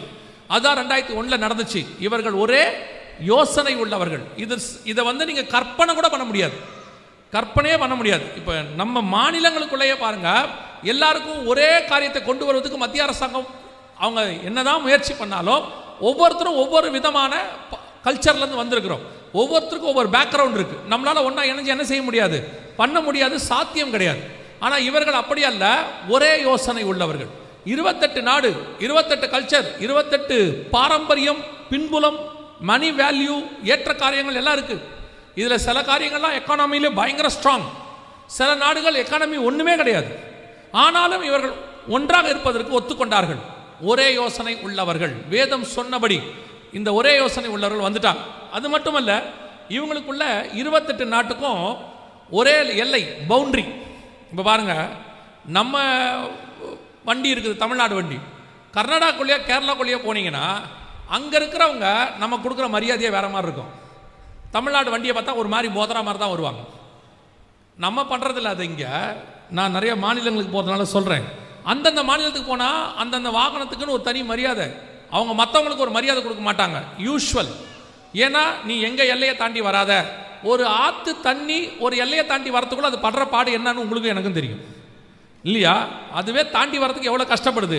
28 நாட்டுக்கும் ஒரே எல்லை, ஒரே பவுண்டரி. எங்கேயும் நிறுத்தி கேட்க மாட்டாங்க. நாங்கள் ஊழியத்துக்காக ஜெர்மனிக்கு போயிருந்த போது அடுத்து பிரான்ஸுக்கும் டென்மார்க்கெல்லாம் போக வேண்டியிருந்தது. எந்த இடத்துக்கு போகும்போது எங்கேயும் நிறுத்தி அவங்க கேட்கவே இல்லை. வெளிநாட்டுக்காரங்களாக இருந்தால் ஒரு விசா தான், மொத்த ஐரோப்பாவுக்கும் ஒரே விசா, ஷெங்கன் விசா எடுத்துகிட்டே நீங்கள் எங்கே வேணாலும் ட்ராவல் பண்ணலாம். அதுவும் ஐரோப்பாக்காரங்களாக இருந்தால் விசா கூட கிடையாது, பாஸ்போர்ட் கையில் இருந்தால் போதும், தே கேன் ட்ராவல். ஒரே எல்லை. இதெல்லாம் சாத்தியமானு யோசித்து பாருங்க. இது இந்த காலகட்டத்தில் அதுவும் சாத்தியமா? இவங்க எல்லாம் வெவ்வேறு மொழிக்காரங்க. பிரான்ஸ் பிரெஞ்சு பேசுகிறவங்க, இத்தாலிக்காரங்க லத்தீன் பேசுகிறவங்க, ஜெர்மனி வேற மொழி பேசுகிறவங்க. இவங்க அத்தனை பேரும் ஒரே பவுண்டரி, நாங்கள் ஒன்றா இருக்கிறோன்னு ஒத்துக்கிறாங்க. இது கேட்கறதுக்கு வேணா ஈஸியாக இருக்கும், நடக்கிறதுக்கு நடைமுறையில் சாத்தியமே கிடையாது. ஆனால் நடந்திருக்குது. இப்போவும் சொல்லுவேன், இந்த பூமியில் மனுஷங்க ஒரு விஷயத்தை அக்செப்ட் பண்ணுறாங்க, ஒரு விஷயத்தை எதிர்க்கிறாங்கன்னா அதுக்கு கர்த்தர் துணை இல்லாமல் நடக்காது. நான் சொல்றது புரியுதா? எப்படிங்க? கர்த்தர் தம்முடைய வார்த்தையை நிறைவேற்றுறதுக்காக மனுஷனை எப்படி வேணாலும் திருப்புவார். அவர் நினைச்சார்னா பார்வோன் இருதயத்தை கடினப்படுத்துவார். அவர் நினைச்சார்னா நேபுகாத் நேச்சாரின் இருதயத்தை மனுஷ இருதயமாய் மாற்றுவார். எனக்கு ஒரு மூத்த ஊழியர் சொல்லி கொடுத்தார் நாகர்கோயிலில். அவரை பார்க்க போயிருந்தபோது சொல்வார், பாஸ்டர் எதை பற்றி கவலைப்படாதீங்க, கர்த்தர் நினைச்சா மனுஷன் இருதயத்தை சுற்றி திருப்புற மாதிரி திருப்புவாரும்பார். நான் 100% அதை நம்புவேன். அப்படியே 100%. நீங்கள் என்ன வேணாலும் ஓட்டு மிஷின் வச்சுக்கோங்க, என்ன வேணாலும் ஓட்டு போடுறத பேப்பர் வச்சுக்கோங்க, என்ன வேணாலும் தேர்தல் முறையை மாற்றிக்கோங்க. இப்பவும் சொல்லுவேன், கர்த்தர் எவனை ராஜாவாக்க வேண்டும் என்று வைத்திருக்கிறாரோ அவன் பக்கம் மக்கள் இருதயத்தை திருப்புகிறவர் அவர்தான். அவர் மிஷின் எல்லாம் கை வைக்க மாட்டார். நான் ஒருத்தர் சொன்னார், தீர்க்க தரிசனம் ஒன்று சொல்லிட்டார், நடந்தது மாற்றி நடந்துருச்சு. கர்த்தர் சொன்னார்னு ஒரு தீர்க்க தரிசனம் என்ன பண்ணிட்டாரு, சொல்லிட்டாரு, நடந்தது மாற்றி நடந்துருச்சு. அப்போ அவரை கேட்டாங்க, நீங்கள் சொன்னதுக்கு மாற்றி நடந்துச்சே, கர்த்தர் சொன்னபடி தான் ஜனங்க ஓட்டு போட்டாங்க, ஆனால் இவங்க மிஷினை மாற்றிட்டாங்க. கர்த்தருடைய வார்த்தையை விட மிஷின் பவர்ஃபுல் ஆயிடுச்சு. புரியுதா? இப்போ நான் ஆண்டவர் எனக்கு உணர்த்தினது என்னென்னா, சில நேரங்களில் அது துன்மார்க்கரோ சன்மார்க்கரோ, அது பரிசுத்தவானோ நீதிமானோ அநீதிமானோ அதெல்லாம் தெரியாது. யாரை கர்த்தர் கொண்டு வரணும்னு ஆண்டவர் வச்சிருப்பார். சில நேரத்தில் யெகூவையும் கொண்டு வருவார், சில நேரத்தில் ஆசகேலையும் கொண்டு வருவார், சில நேரத்தில் தாவீதையும் கொண்டு வருவார், சில நேரத்தில் சவுலையும் கொண்டு வருவார். அந்தந்த நேரத்தில் எவனை கொண்டு வந்தால் என்ன பண்ண முடியும்னு கர்த்தருக்கு தான் தெரியும். ஏன்னா அவருக்கு அவர் வார்த்தை நடக்கணும், தீர்க்கத்தை நிறைவேற்றணும். அதனால ஆண்டவர் எவனை வேணாலும் கொண்டாடுவார், அவர் கொண்டாந்துருவார். அப்படி கொண்டாடுறதுக்கு கர்த்தர் மிஷினில் கை வைப்பாரா இல்லை ஓட்டு சீட்டில் கை வைப்பாருன்னு எங்கேயும் கை வைக்க மாட்டார். அப்படி கொண்டு வருவதற்கு மனுஷங்க இருதயத்தில் கை வைப்பார். அவர் போய் எவனுடைய இருதயம் ஏவராரோ அதன்படி தான் அவன் செய்வான். என்னை பொறுத்த வரைக்கும் நாம் எல்லாம் ஆர்டிஃபிஷியல் டெக்னாலஜி மனுஷங்க படைக்கும் போதே நமக்கு கட்டளை கொடுக்குறவர் மேலே ஒருத்தர் உட்காந்துருக்கிறார், அவர் சொல்கிறபடி தான் நடக்கும். அதனால தான் நான் என்ன சொல்கிறேன்னா, நீங்கள் யார் வருவார்லாம் தீர்க்க தரிசனம் சொல்லாதீங்க, நீங்கள போய் கேட்கவும் கேட்காதீங்க. அடுத்த வருஷம் யார் வருவா வெயிட் பண்ணிங்கன்னா உங்களுக்கே தெரியும். இப்போ நீங்கள் கேட்டு என்ன பண்ண போகிறீங்க? சிலர்லாம் போய் சும்மாவே இருக்க மாட்டாங்க. அப்படியே ஒரு 6 மாதம் ஆனவுடனே ஏதாவது ஒரு தீர்க்கதரிசியை போய் கேட்டு, என் வயிற்றில் ஆண்டவர் எனக்கு என்ன குழந்தை கொடுப்பார், நான் சொல்லுவேன் 4 மாதம் வெயிட் பண்ணால் உங்களுக்கே தெரியும். இப்போ அதுக்கு முன்னாடி அர்ஜென்ட் என்ன பண்ண போகிறீங்க? அப்படியே உங்களுக்கு ஒரு குழந்தை கொடுக்கணுன்னா அவரே சொல்லிட்டு போகிறாரு, உங்ககிட்டயே சொல்லிட்டு போகிறாரு. ரெபேக்கால்ட்ட சொன்ன மாதிரி இவங்க போய் கேட்க, அவர் கண்ணை மூடி சுருக்கி பார்க்குறாரு, 10 நிமிஷம் ஸ்கேன் சென்டரில் பார்க்குற மாதிரியே பார்க்குறாரு. அப்படி ஒரு தீர்க்கதரிசி சொல்லிட்டார், அப்படியே கண்ணை மூடி சுருக்கி அப்புறம் கடைசியாக சொன்னார், பிள்ளை குப்புறப்படுத்துறதுக்கு என்னன்னே தெரிலன்ட்டார். அப்படி ஒரு தீர்க்கதரிசனம் உங்களுக்கு தேவையா? தேவையில்லை தானே. அப்போ ஒரு தீர்க்கதரிசி எனக்கு பர்சனலாக எனக்கு தெரிஞ்ச ஒருத்தர்கிட்ட சொல்லிட்டார், யோசேப்பை போல உனக்கு ஒரு ஆண் மகனை கர்த்தர் தருகிறார் அப்படின்ட்டு. பிறந்தது பெண். இப்போ அவரை போய் கேட்டாங்க, என்ன பிரதர் யோசேப்புன்னு சொன்னீங்க, குழந்தை பெண் குழந்தை பிறந்திருக்க, ஜோசஃபின்னு வச்சுக்கோ, ஜோசஃபின்னா மாற்றிக்க, அவ்வளோதானே முடிஞ்சிருச்சுன்னார். இந்த மாதிரி தீர்க்க தரிசனம் உங்களுக்கு தேவைப்படாது. அந்த மாதிரி நல்ல தீர்க்க தரிசியை கெடுக்கிறது யாருன்னா நீங்கள் தான். சும்மா இருக்கிறவரை போய் சொரண்டாதீங்க, ஆண்டவர் என்னை பற்றி என்ன சொல்கிறாரு அப்படிலாம் கேட்காதீங்க. அதினத்தின் காலத்தில் அவர் நேர்த்தியாய் செய்வார். உங்களுக்கு பர்சனலி ஒரு விஷயம் தேவைப்படுதுன்னா நான் சொல்கிறேன், இருக்கிறதுலேயே பெஸ்ட் தீர்க்கதரிசி பரிசுத்த ஆவியானவர் உங்களுக்குள்ளே இருக்கிறார். வரும் காரியங்களை குறித்து பேசுவார். இருக்கிறதுலேயே பெஸ்ட் தீர்க்க தரிசன புஸ்தகம் உங்கள் கையில் இருக்கிற பரிசுத்த வேதாகமம். இதை மாதிரி சமயத்துக்கு ஏற்ற வார்த்தையை கொடுக்குற ஆண்டவர் உலகத்திலே யாரும் கிடையாது. நீங்கள் அதையும் விட்டுறீங்க, பைபிளையும் விட்டுறீங்க, ஆவியானவர்ட்டையும் கேட்கறதில்ல. சரி, அது கூட முடியல, நேராக சர்ச்சுக்கு வந்துருங்க, இங்கேயாவது வந்து உட்காருங்க, இங்கேயாவது ஆவியானவர் உங்களோடு கூட பேச வல்லமை உள்ளவராக இருக்கிறார். ஏன்னா சபையில் ஆவியானவர் சொல்லுகிறதை காது உள்ளவன் இங்கேயாவது கர்த்தர் பேசுவார். இல்லைங்க சபைக்கு ஒரு சிலருக்குலாம் ஒரு பெரிய கிருபை இருக்குது, இல்லைங்க நான் சபைக்கு போனால் எனக்கு தூக்கமாக வருதுங்கிறான், அது ஒரு பெரிய ஆசீர்வாதம். அது எப்படி நடக்குதுன்னு எனக்கும் தெரியல. இல்லை அது எப்படி குளிச்சு ரெடியாகி பவுடர் போட்டு உங்களுக்கு இங்கே வந்து தூக்கம் வருது? அதுவும் பெந்தகோஸ்தே சபைக்குள்ளே எப்படி தூக்கம் வருது? ஆரம்பித்த நிமிஷத்துலேருந்து முடிகிற வரைக்கும் சவுண்டு போட்டுக்கிட்டே இருக்கிறோம். சில சபைகளையாவது நடுவில் சவுண்டு இருக்காது, நாங்கள் விடாமல் போடுறோம். நடுவில் வேற அலையிலையா சொல்லு. இதுக்கு நடுவில் ஒரு ஆள் தூங்குது பாருங்க. இல்லை சிலர்லாம் சொல்கிறாங்க எனக்கு சவுண்டு கேட்டால் தூக்கமே வராதுன்னு. இவங்க எப்படி இங்கே கூட்டு வரணும், வந்து காட்டணும். பாருங்க, ஒரு அம்மா வந்து ஒரு பாஸ்டர்கிட்ட சொன்னாங்களா, புதுசாக வந்திருக்காங்க சர்ச்சுக்கு. ஐயா, ஒருத்தர் சொல்லி தான் இந்த சர்ச்சுக்கு வந்தேன், கர்த்தர் எனக்கு பெரிய ஹீலிங் பண்ணிட்டாரு, என் வியாதி சுகமாயிருச்சு, எனக்கு ஒரு சாட்சி சொல்ல நேரம் கொடுங்கன்னு. அந்த அம்மாவை எழுந்திரிச்சு மைக்கு, பாஸ்டரும் புதுசாக வந்திருக்காங்க மைக்கு கொடுத்துட்டாரு. அந்த அம்மாவை எழுந்திரிச்சு நான் வந்தேன், கர்த்தர் எனக்கு பெரிய சுகத்தை கொடுத்தாரு, கர்த்தருக்கு சோத்திரம்னு. சும்மா இல்லாமல் பாஸ்டர் எதுலேருந்து சுகம் கொடுத்தாருன்னு சொல்லுங்கம்மா அப்படின்னு சொல்லியிருக்காரு. இப்போ அந்த அம்மா சொல்லியிருக்கு, எனக்கு 20 வருஷமாக தூக்கமே வராது, எல்லா டாக்டரையும் பார்த்துட்டேன், எவ்வளவோ செஞ்சுட்டேன், எனக்கு தூக்கமே வரல. ஐயா பிரசங்கம் பண்ண ஆரம்பித்தார். அப்போ தூங்கினவன் தான் நான். ஐயா முடிக்கும் போது தான் ஏந்திரிச்சேன், இனி வாரம் இங்கே தான் வருவேன்னு சொல்லிச்சு. எதுக்கு சொல்ற, இந்த மாதிரி நீங்கள் சபையில் வந்து தூங்கினா கூட நான் சொல்கிறேன், ஒருவேளை தூங்கிட்டீங்கன்னா கூட சொப்பனத்திலேயாவது ஆவியானவர் உங்களோடு கூட பேச வல்லமை உள்ளவராக இருக்கிறார். இவ்வளத்தையும் விட்டுட்டு ஆளை தேடி ஓடுறிய, என்னை பற்றி ஆண்டவர் என்ன சொல்கிறாருன்னு கேட்கறதுக்கு நல்லா கவனிச்சு கொள்ளுங்க. தீர்க்க தரிசனத்தின் தேவனும் தீர்க்க தரிசனத்தை உரைத்ததை சொன்னபடி சொல்லுகிற ஆண்டவரும் நம் கண்களுக்கு முன்பாக இருக்கிறார். அல்லேலூயா. 28 நாட்டு மக்களுடைய இருதயத்தை ஒருமித்து மாற்றினார். அத்தனை பேர் ஒத்துக்கிட்டாங்க. அத்தனை பேர் ஒரு கவர்மெண்ட், ஒரு பண மதிப்பு, ஒரு அரசாங்கம், ஒரு எல்லை எல்லாம் வந்துருச்சு கர்த்தர் சொன்னபடி. ஒரு காலகட்டத்தில் யூரோ உலகத்தினுடையதான மைய பணமாய் மாறும். இன்னைக்கு அமெரிக்கா பணம் இருக்கு, யூரோ தான் மாறும். இதை ஆவியானவர் உணர்த்தினார். பல நேரங்களில் நாங்கள் சொல்லிக்கொண்டே வந்தோம். அப்போ திடீர்னு பார்த்தீங்கன்னா பிரிக்ஸ்னு ஒரு பண மதிப்பு வந்திருக்குது. எத்தனை பேர் கேள்விப்பட்டிருக்கிறீங்க பிரிக்ஸ்? நீங்கள் யாருமே உலகத்துக்குள் போகாமல் சீனாய் மலைக்குள்ளேயே இருக்கிறவர்கள் என்று நான் நினைக்கிறேன். ஒருத்தருக்கும் தெரிலன்னு கை தூக்குங்க. பிரிக்ஸ் பண்ணுற ஒரு பண மதிப்பு உலகத்தில் இருக்குது. எத்தனை பேருக்கு தெரியும்? இயேசுவே, இப்போ நான் எப்படி உங்களுக்கு இதை எக்ஸ்பிளைன் பண்ணுறது? நான் கோயில்பட்டி பக்கத்தில் ஒரு ஊழியத்துக்கு போயிருந்தேன். 3 நாள் 666 கம்ப்யூட்டர் WW எல்லாம் எடுத்து முடிச்சிட்டேன். முடித்த பிறகு ஒரு ஐயா 3ஆவது நாள் வந்தார். ரொம்ப நல்லா பிரசங்கம் பண்ணங்கய்யா, எனக்கு ரொம்ப யூஸ்ஃபுல்லாக இருந்துச்சு, ஆனால் ஒன்று தான் எனக்கு புரியலன்னார். என்னன்னு கேட்டேன். இந்த கம்ப்யூட்டரு WW தான் சொன்னீங்களே, அப்படின்னா என்னான்னு கேட்டார். 3 நாளும் பிரசங்கம் அதை பற்றி தான் பண்ணியிருக்கிறேன். அதுலேருந்து நான் கொஞ்சம் கேர்ஃபுல் ஆகிட்டேன். இப்போ சொல்லுங்கள், பிரிக்ஸ்னா எத்தனை பேருக்கு தெரியும்? நான் கேட்டதுக்காக சும்மாவாக கை தூக்கலாம்ல. சரி, ஒரு 5 நாடுகள் சேர்ந்து ஒரு பணத்தை உருவாக்குனாங்க. Brazil, Russia, India, China, South Africa. கேள்விப்பட்டீங்களா? இந்த 5 நாடுகள் சேர்ந்து ஒரு பணத்தை கொண்டு வந்தாங்க. இப்போ இவங்களோட நிறைய நாடுகள் சேர்ந்து இருக்குது.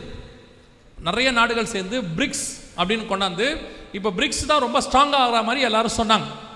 அப்போ நிறைய பேர் எங்களுக்கு கமெண்ட்டில் இந்த மாதிரி மெயிலெலாம் அனுப்பும்போது, நீங்கள் யூரோ வரும் அப்படின்னு சொல்கிறீங்க, ஆனால் நீங்கள் பிரிக்ஸ் வந்து இப்போ மேலே வந்துக்கிட்டு இருக்குது, எல்லாரும் பிரிக்ஸ் தான் வரும்னு சொல்கிறாங்க அப்படின்னு சொல்கிறாங்க. கவனிச்சு கொள்ளுங்கள், வேதத்தில் சொன்ன தீர்க்க தரிசனம் மட்டும்தான் நடக்கும். மற்ற நேரத்தில் சிலது வேற மாதிரி நம்ம கண்ணுக்கு படும், ஆனால் அது நடக்காது. கர்த்தருடைய வார்த்தை மட்டும் நிறைவேறும். அல்லேலூயா. நாம் அதுக்கு பொறுமையோட காத்திருக்கணும். தாமதித்தாலும் அது நிறைவேறும், தரிசனம் நிறைவேறும். இப்போ இந்த வசனத்தின்படி யூரோ தான் வரணும், மேலே வரணும். ஏன்னா 10 நாடுகள் கூட்டமைப்பு. பிரிக்ஸில் 10 நாடுகள் கூட்டமைப்பு கிடையாது. அது பேரே பாருங்க, பிரிக்ஸ் 5 நாடு தான் இருக்கு. அப்படி இருக்கும்போது அது வராது, மேலே உலகத்தை ஆளுகிற பணமாக வராது. அப்போ ஒரு சிலர்லாம் வேற என்ன வரும்? மாற்று கரன்சி. வெளிப்படுத்தல் 17:13 வாசிங்க. இவர்கள் ஒரே யோசனை உள்ளவர்கள், தங்கள் வல்லமையும் அதிகாரத்தையும் மிருகத்திற்கு கொடுப்பார்கள். அங்க வல்லமை அதிகாரம் அப்படின்னு இருக்குது இல்லையா? வல்லமை அதிகாரம் அப்படின்னா உலகத்துக்கு ஒரு வல்லரசா மாறணும்னா 2 இருக்கணும் ஒரு நாட்டுக்கு, படபலம் பனைபலம். பணபலம் படைபலம் அப்படி 2 சொல்லுவாங்க. ஒரு வல்லரசு ஆகணும்னா கரன்சி எக்கானமி ஸ்ட்ராங்காக இருக்கணும், ஒரு பக்கம் ராணுவம் ஸ்ட்ராங்காக இருக்கணும். அமெரிக்கா இதுதான் ஸ்ட்ராங் எக்கானமி, அமெரிக்கா டாலர். இன்னொரு பக்கம் அமெரிக்காவுடைய ராணுவ பலம். இது 2ம் ஸ்ட்ராங். ஹிரோஷிமா நாகசாக்கியில் குண்டு போட்டாங்க, அதிலிருந்து அமெரிக்க ராணுவத்தை கண்டா எல்லாருக்கும் பயம். 1931 அமெரிக்க கரன்சி பயங்கர வேல்யூ ஸ்ட்ராங் ஆயிருச்சு. அது வரைக்கும் இங்கிலாந்து டாலர் வெள்ளக்காரந்து தான் இருந்துச்சு. திடீர்னு அமெரிக்கா மேலே வந்துருச்சு. இன்னைக்கு வரைக்கும் அமெரிக்க டாலர் தான் இருக்கு. அதனால இப்போ என்னன்னு கவனிச்சிங்கன்னா, அமெரிக்காவுடைய வல்லரசுன்றதுக்கு இது 2 தான் முக்கியம். அப்போ யூரோ எழும்பி வருது. வல்லரசா மாறணும்னா யூரோவுடைய கரன்சி மேலே வரணும், அப்போதான் அது வல்லரசா மாறவே முடியும். திடீர்னு பார்த்தீங்கன்னா 2008 சொல்கிறோம், திடீர்னு இப்போ பார்த்தீங்கன்னா அமெரிக்கா மொத்தம் டவுன். அமெரிக்காவுடைய எக்கானமி ஃபுல்லாக அவுட்டு. அதுவும் இந்த வருஷம் 2025 மே மாதம் 100% கொலாப்ஸ். அவங்க என்ன சொல்லியிருக்கிறாங்கன்னா, இதை இப்போ வெளிப்படையா, ஆனால் ஃபைனான்சியல் டைம்ஸோ ஏதோ ஒரு பத்திரிகையில் வந்திருக்கு, ப்ரூஃப் இருக்கு. அவன் சொல்லியிருக்கான், அமெரிக்கா முழு கொலாப்ஸ், இனி அமெரிக்காவை எக்கானமியில் காப்பாற்ற முடியாது, அவ்வளோதான். இன்னும் ட்ரம்ப் அவங்களுக்கு டாரிஃப் போடுறேன், இவங்களுக்கு வரி போடுறேன்னு சொல்ல அமெரிக்கா இன்னும் கொலாப்ஸ் ஆயிடுச்சு. அமெரிக்கா மக்களே போராட்டம் நடத்த தொடங்கிட்டாங்க. ஏன்னா அமெரிக்காவுடைய கரன்சி மொத்த அவுட்டு. இதைத்தான் நாங்கள் 2008 சொல்கிறோம், அமெரிக்கா விழும், கரன்சி கீழே விழும், அதற்கு மாற்றாக யூரோ வரணும். ஆனால் பிரிக்ஸ் வருது, அது வருது, இது வருதுன்னு சொல்லிகிட்டே இருக்கிறாங்க. இப்போ 2025 மே மாதம் இந்த யூரோப்பியன் பேங்க்குடைய சீஃப் இருக்காங்க, அவங்க என்ன சொல்லியிருக்கிறாங்க பாருங்க. இது அவங்க சொன்னது. இவங்க என்ன சொல்லியிருக்காங்கன்னு கேட்டிங்கன்னா, இசிபின்னு சொல்லுவாங்க, யூரோப்பியன் அந்த பேங்க்குடைய சீஃப். இவங்க சொல்லியிருக்கிறாங்க, euro has chance to challenge US dollar as world's reserve currency. அதாவது ஐரோப்பாவுக்கு தான் அந்த வாய்ப்பு இருக்கிறது அமெரிக்காவுக்கு மாற்று பணமாக வருவதற்கு. நல்லா கவனிங்க, இதை யூரோவா பார்க்கக்கூடாது. வரப்போகிற சர்வாதிகாரியின் ஆட்சியினுடைய வல்லமை தொடங்குது. பணபலம், அதிகாரம், அந்த வல்லமை, உலகத்தின் வல்லமை அவங்க கண்ட்ரோலுக்கு போகுது. இன்னைக்கு எல்லாம் யூரோப்பியன் யூனியனுக்குள்ள போகுது. இங்க என்ன சொல்லுது பாருங்க, இது இந்தியன் எக்ஸ்பிரஸ்ல வந்தது. இது என்ன சொல்லுது பாருங்க, why is the euro rising against the US dollar? BRICS இல்ல, யூரோ.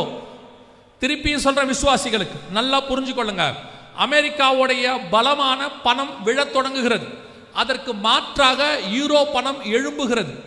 அதாவது ஆண்டவர் சொன்ன 10 நாடுகள் கூட்டமைப்பினுடைய வல்லமை எழும்புகிறது, அந்தி கிறிஸ்துவின் ஆட்சிக்கான பலம்.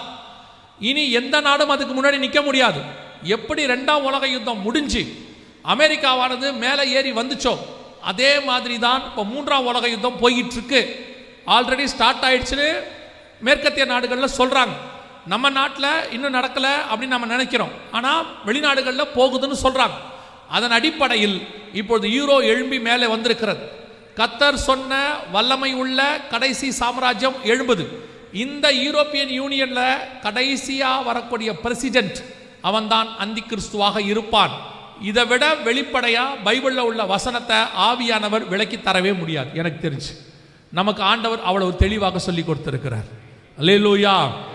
எரேமியா சொல்வாரு, நேபுகாத் நேச்சார்னு ஒரு ராஜா வரப்போறான், ஆலயத்தை பிடிக்க போறான், அப்புறம் சீலோவா மண்மேடுகளாகி போகும் எல்லாம் சொல்வார். ஆனால் ஜனங்கள் அதை பெருசாக எடுத்துக்கொள்ளலை. இந்த காலத்திலும் சபை அப்படித்தான் இருக்கு. இதெல்லாம் நடக்குது கண்ணுக்கு முன்னாடி, ஆனால் சபை அதை நிர்விசாரமாய் எடுத்துக்கொள்கிறது. நம் கண்களுக்கு முன்பாக கர்த்தர் சொன்ன தீர்க்க தரிசனம் துல்லியமாய் நிறைவேற தொடங்கிவிட்டது. வல்லமை, அதாவது யூரோப்பியன் யூனியன் பணம், அடுத்த கவர்மெண்ட், உலகத்தை ஆளுகை செய்கிறவர்கள் வந்து விட்டார்கள். 2வது அந்த வெளிப்படுத்தல் 17-13 அடுத்து வாசிங்க பார்ப்போம். ஒரே யோசனை உள்ளவர்கள் இவர்கள் தங்கள் வல்லமையையும் அதிகாரத்தையும் மிருகத்திற்கு கொடுப்பார்கள். நல்லா கவனிங்க, தங்கள் வல்லமையையும் அதிகாரம்னா என்னன்னா அத்தாரிட்டி, அதுதான் படைபலம். உலகம் முழுக்க அமெரிக்கா தன் படைபலத்தை வச்சிருக்கு போ. ஆனால் இன்னைக்கு அமெரிக்காவுடைய படைபலத்தை யாருமே மதிக்கிறதில்லை. கவனிச்சுக்கொள்ளுங்க, 1990களில் அமெரிக்காவுக்கு சம்பந்தமே இல்லை, சதாம் ஹுசேன் குவைத் மேலே ஏதோ பண்ணாரு, உடனே அமெரிக்கா உள்ளே இறங்கி அடிச்சிச்சு. அமெரிக்கானா பயம், யாரும் வரமாட்டாங்க. இன்னைக்கு யோசிச்சு பாருங்க, அமெரிக்காவை ஹவுத்தீஸ் அடிக்கிறாங்க, அமெரிக்காவை ஈரான் அடிக்குது, திருப்பி அமெரிக்கா அடிக்கவே இல்லை. அமெரிக்கா அடித்ததுக்கு திருப்பி ஈரான் அடிச்சது, அமெரிக்கா சமாதானமாக போகலாம் அப்படின்னு சொல்லுது. இதுதான் இன்னைக்கு அமெரிக்காவுடைய நிலைமை. நம் கண்களுக்கு முன்பாக ஒரு வல்லரசு விழும்புகிறது. நீங்கள் பார்ப்பீங்கல்ல, பார்வோன் அன்னைக்கு தன் சிங்காசனத்திலிருந்து விழுந்தான். நேபுகாத் சனகரிப்பை அவன் பிள்ளைகள் கொலை செய்து போட்டார்கள். நேபுகாத் நேச்சார் அந்த மண்ணிலே விழுந்தார், 7 வருஷம் கடந்தார். பெல்சாச்சார் அந்த ராத்திரியிலே கொலை செய்யப்பட்டான். இதெல்லாம் பைபிள் வாசிக்கிறோம்ல, அதே மாதிரி நம்ம கண்ணுக்கு முன்னாடி அமெரிக்கா விழுகிறது.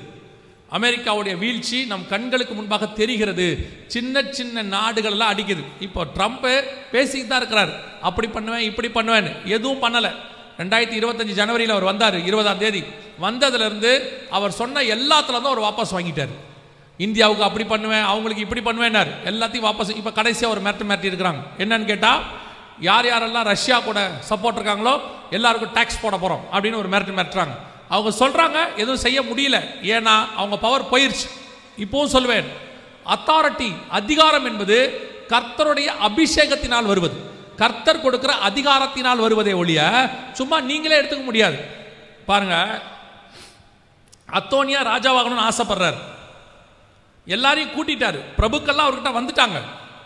ஆனால் தாவீது சாலமோனை தான் ராஜாவாக்குறாரு. இப்போ சாலமோன்ட்ட ஆளே கிடையாது. இங்க அத்தோனியா கிட்ட பிரபுக்கள்லாம் இருக்கிறாங்க. ஆனால் வசனம் சொல்லுது, தாவீது சாலமோனை ராஜாவாக்கினான் என்று அவர்கள் கேள்விப்பட்ட போது அத்தனை பேரும் தங்கள் ஒட்டகங்கள் ஏறி புறப்பட்டு ஓடினார்கள். ஏன் பயந்தான்? சாலமோன் இத்தனைக்கு சின்ன பையன், ராஜா படுத்து கிடக்கிறாரு. அந்த வேர்ட் அத்தாரிட்டி எதுல வருதுன்னா, கர்த்தர் உங்களை அபிஷேகிக்கிறார்ல, அந்த அபிஷேகத்தில் தான் அந்த அத்தாரிட்டி வருது. நீங்கள் யாரா இருந்தாலும் சரி, அந்த அத்தாரிட்டி கர்த்தர் கொடுக்கறதுல வருது. அதனால்தான் நீங்க லேவியராகமத்தில் வாசிக்கும் போது 21ஆம் அதிகாரத்தில் அவன் தலையின் மேல் 21:12 நினைக்கிறேன், வாசிங்க பார்ப்போம். அவன் தலையின் மேல் கர்த்தருடைய அபிஷேக தைலம் என்னும் கிரீடம் இருக்கிறது. இருக்கா? தன் பரிசுத்த ஸ்தலத்தை விட்டு புறப்படாமலும்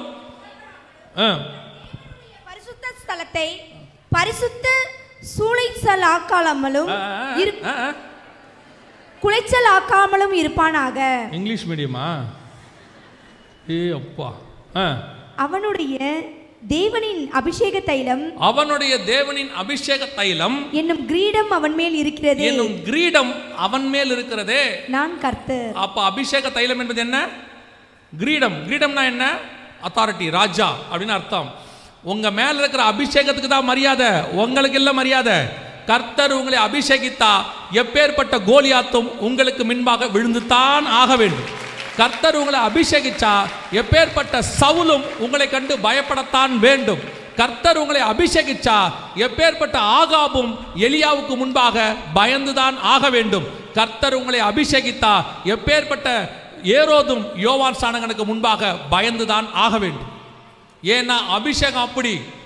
அவன் வனாந்தரத்தில் இருக்கிறவன், ஆனா அபிஷேகம் மட்டும் அவன் மேல இருந்துச்சு. இவன் ராஜா, கால் பங்கு தேசத்துக்கு அதிபதி ஏரோது. ஆனால் ஏரோது யோவான் ஸ்நானகனுக்கு பயந்திருந்தான். அதே தான் ஆண்டவர் உங்களுக்கு எனக்கும் செய்யறாரு. அமெரிக்காவை கர்த்தர் 70 வருஷமோ 90 வருஷமோ அபிஷேகிச்சாரு, உலகமே பயந்துச்சு, கர்த்தர் விலகிட்டாரு. இன்னைக்கு ஒரு சின்ன சின்ன நாடு கூட அடிக்குது. அமெரிக்கா நினைச்சுக்கிச்சு நம்ம கிட்ட பணம் இருக்கு, கப்பல் இருக்கு, பிளைட் இருக்கு, சேட்டிலைட் இருக்கு. இப்போ சொல்றேன், அத்தனையும் இருந்து கர்த்தர் இல்லாவிட்டால் நீங்கள் கைவிடப்படுவீர்கள். உங்ககிட்ட ஒருவேளை ஒண்ணுமே இல்லைனாலும் கர்த்தர் ஒருத்தர் உங்களோடு கூட இருந்தார். யோசிச்சு பாருங்க. அமெரிக்காவோட கம்பேர் பண்ணா இஸ்ரேல் ஒண்ணுமே கிடையாது. சின்ன நாடு, குட்டி நாடு, அவ்வளவு ராணுவம் கிடையாது, பணபலம் கிடையாது. ஆனா அந்த ஒரு சின்ன நாட்டை இன்னைக்கு உலகத்தில் இருக்கிற யாருமே எதுவுமே செய்ய முடியல. காரணம், இஸ்ரேல் வல்லமை கிடையாது, இஸ்ரேலின் சேனைகளின் கர்த்தர் பெரியவர். அந்த தேவன் தான் உங்களோடும் என்னோடு கூட இருக்கிறார். அதுதான் இங்க நடக்குது. இன்னைக்கு அமெரிக்காவுடைய எல்லாம் போச்சு, கீழே விழுந்துருச்சு. அதுக்கு மாற்றாக யார் எழும்புகிறான்னு கேட்டீங்கன்னா, யூரோ எழும்பி வருகிறது. இப்போ வல்லமை, அத்தாரிட்டி, இந்த வல்லமை யூரோப்புக்கு போகணும். இதை சொல்லும் பொழுது ஒரு சிலர் எனக்கு ஃபோன் பண்ணி சொன்னாங்க, நீங்க சொல்றதை எப்படி ஏத்துக்கிறதுன்னு எனக்கு தெரியல. ஏன்னா யூரோப்புக்கு இராணுவமே கிடையாது. யூரோப்புக்கு என்ன கிடையாது? அப்புறம் எப்படி அத்தாரிட்டி வரும்? அவங்க எப்படி உலகத்தை ஜெயிப்பாங்க? இன்னொரு வசனம் வாசிங்க, வெளிப்படுத்தல் 13:5 வாசிங்க. பெருமையானவர்களையும் தூஷணங்களையும் பேசும் வாய் அதற்கு கொடுக்கப்பட்டது, அல்லாமலும் 42 மாதம் யுத்தம் பண்ண அதற்கு அதிகாரம் கொடுக்கப்பட்டது. அப்பனா யூரோப்பியன் யூனியன் 42 மாசம் யுத்தம் பண்ணணும். ஆன்டிகிரைஸ்ட் கவர்மெண்ட் யுத்தம் 42 மாசம் 3.5 வருஷம் பண்ணணும். அப்படின்னா ராணுவம் வேணும்ல. அப்ப அவங்க சொன்னாங்க, ஐரோப்பியன் யூனியன் ராணுவமே இல்லையே, எப்படி அவங்க யுத்தம் பண்ணுவாங்க? நீங்க எப்படி அமெரிக்காவுக்கு மாற்றுன்னு சொல்றீங்க அப்படின்னு சொல்லிட்டு இருந்தாங்க. ஆனால் ஆவியானவர் உணர்த்துறது, அவங்களுக்கு கண்டிப்பா என்ன வரும்?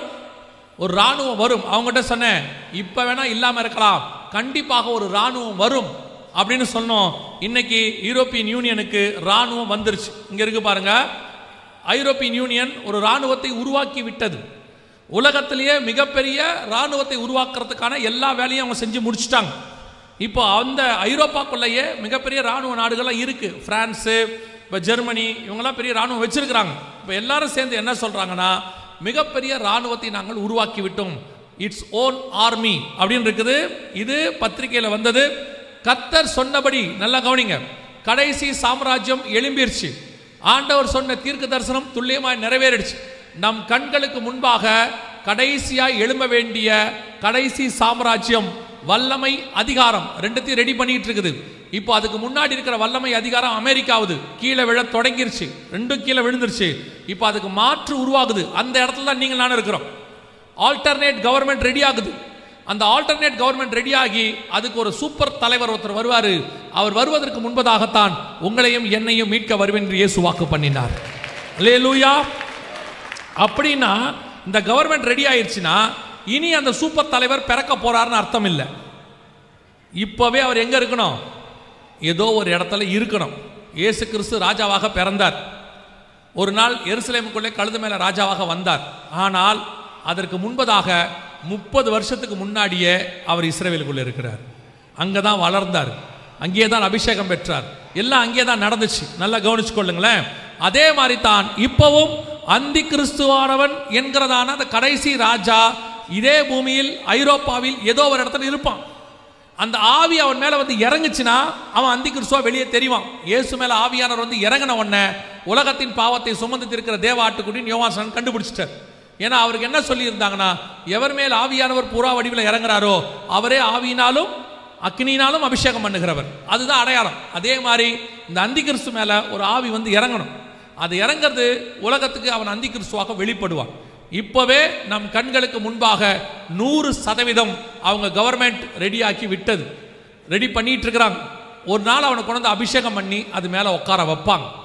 இன்னும் ஒரே ஒரு காரியத்தை மாத்திரம் சொல்லி நான் இன்னைக்கு முதல் நாள் கூட்டத்தை ஜெபித்து முடிக்க விரும்புகிறேன். இதெல்லாம் நடக்கும்போது ஒரு அடையாளத்தை கர்த்தர் சொன்னார். இதெல்லாமே அடையாளம் தான். இதெல்லாம் கொஞ்சம் தியானிச்சிங்கன்னா உங்களுக்கு தெரியும். வெளியரங்கமான ஒரு அடையாளம் இருக்குது. அதை மாத்திரம் காட்டிட்டு நான் ஜெபம் பண்ணி முடிக்கிறேன். வெளிப்படுத்தல் 17:3 வாசிங்கள் பார்ப்போம். வெளிப்படுத்தல் 17:3. ஆவிக்குள் என்னை வனாந்தரத்துக்கு கொண்டு போனான். அப்பொழுது 7 தலைகளையும் 10 கொம்புகளையும் உடையதும் தூஷணமான நாமங்களால் நிறைந்ததுமான சிவப்பு நிறமுள்ள மிருகத்தின் மேல் ஒரு ஸ்திரீ ஏறி இருக்க கண்டேன். யோவான் 17ஆம் அதிகாரத்தில் இந்த யூரோப்பியன் யூனியனையும் அது சம்பந்தப்பட்ட விஷயங்களையும் தரிசனமாக பார்க்குறார். பார்க்கும்பொழுது அவருக்கு ஒரு அடையாளம் காட்டப்படுகிறது. ஒரு ஸ்திரீ மிருகத்தின் மேல் ஏறி இருக்க கண்டேன் அப்படின்னு சொல்றார். 4வது வசனத்தில் அந்த ஸ்திரீயை குறித்து சொல்லப்படுகிறது. 5-6 வசனங்களில் அந்த ஸ்திரீயை குறித்து அவர் ஆச்சரியப்படுகிறார். காரணம், பரிசுத்தவான்கள் ரத்தத்தில் அவள் வெறி கொண்டிருந்தாள். இயேசு கிறிஸ்துவை பற்றின சாட்சியில் அவர் வெறி கொண்டிருந்தாள். ஸோ இதெல்லாம் பார்க்கும்போது அவருக்கு தெரிஞ்சது என்னன்னா, அந்த 17ஆம் அதிகாரம் 18ஆம் அதிகாரம் ரெண்டும் அந்த ஸ்திரீயை குறித்து தான் இருக்கு. அந்த ஸ்திரீ யாரு, எப்படி இருப்பா, என்ன பண்ணுவா, எல்லாம் இருக்கு. இப்போ ஐரோப்பியன் யூனியன் என்று சொல்லக்கூடியதான யூரோப்பியன் யூனியனுக்கான சின்னம் உருவாக்கப்பட்டிருக்கிறது. இந்த வசனம் வந்தது 1900 வருஷத்துக்கு முன்னாடி பத்மு தீவில் யோவானுக்கு வெளிப்படுத்தப்பட்டது. இப்போ ஐரோப்பியன் யூனியன் 1951 வந்தது, அதாவது ரிஜிஸ்டர் பண்றது. இப்போ அவங்க உலக வல்லரசா மாறதுக்கான எல்லா வேலையும் செய்கிறாங்க. இப்போ அவங்களுடைய சின்னம் என்ன அப்படின்னு நீங்க பார்த்தீங்கன்னு சொன்னா, இதான் அவங்களுடைய சின்னம். எங்க எடுத்தாலும் அவங்க சின்னம் இதுவாகத்தான் இருக்கும். எந்த இடத்துக்கு போய் நீங்க எடுத்தீங்கனாலும், 28 நாட்டுகளுக்கு நீங்க போனீங்கனாலும், அவங்களுடைய மந்த்லி மேகசினாக இருக்கட்டும், அவங்க காயின் யூரோ காயினாக இருக்கட்டும், அவங்க காலிங் கார்டாக இருக்கட்டும், ஸ்டாம்பாக இருக்கட்டும், பார்லிமெண்ட் வாசலில் இருக்கிற சிலை, நம்ம பார்லிமெண்ட் வாசலில் நம்ம தலைவர்கள் சிலை வச்சிருக்கிறோம் இல்லையா, ஒரு தலைவர்கள் சிலை வச்சிருப்போம். அவங்க பார்லிமெண்ட் வாசலில் இப்படி தான் சிலை வச்சிருப்பாங்க.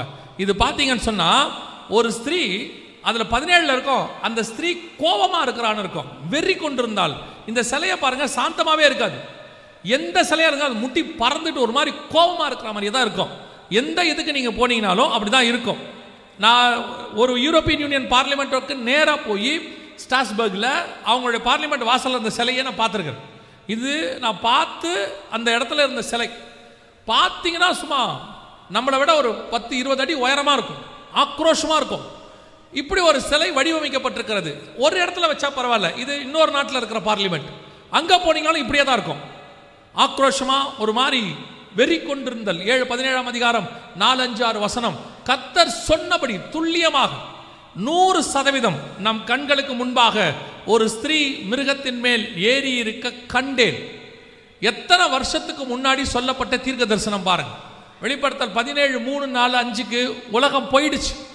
கடைசி பார்லிமெண்ட் கட்டப்பட்டாக்கி விட்டது. ஆண்டவர் சொன்ன கடைசி கால சாம்ராஜ்யம் ஸ்ரீ மிருகத்தின் மேல் ஏறி உட்கார்ந்தாச்சு. இந்த ஸ்ரீ மிருக காம்பினேஷன் எங்க தொடங்கணும் உங்களுக்கு தெரியும் நினைக்கிறேன். ஏதேன் தோட்டத்தில் தொடங்கினது, அங்க வந்து இங்க தான் முடியும். 17-18 2 அதிகாரத்தில் தான் முடியும். அதற்கு பிறகு ஸ்திரீ காம்பினேஷனே இருக்காது. இருக்கு இயேசு கிறிஸ்துவோட அரசாட்சி வந்துடும். அதுக்கப்புறம் 19 இருக்கும். கர்த்தர் சொன்னபடி துல்லியமாக இன்னைக்கு வெளிப்படுத்தல் 13 5 வசனம் நிறைவேறி விட்டது. 5வது வசனத்தில் சொல்லுவாரு, மேலும் ரகசியம், மகா பாபிலோன் வேசிகளுக்கும் பூமியில் உள்ள அருவருப்புகளுக்கும் தாய் என்னும் நாமம் அவள் நெற்றியில் எழுதி இருந்தது அப்படின்னு இருக்கு. இப்போ யூரோப்பியன் யூனியன் பார்லிமெண்ட் பின்னாடி இருக்கு பாத்தீங்களா, அது எப்படி இருக்கும்னு பாருங்க. இந்த மாதிரி தான் இருக்கும். அப்படியே பாபேல் கோபுர வடிவில் தான் கட்டப்பட்டிருக்கிறது. எப்படி பாபேல் கோபுரம் இருக்குதோ அதே மாதிரி அங்கே கீழே போய் பார்த்தீங்கனாலே அந்த கோபுரத்தினோட வடிவில் தான் இருக்கும்.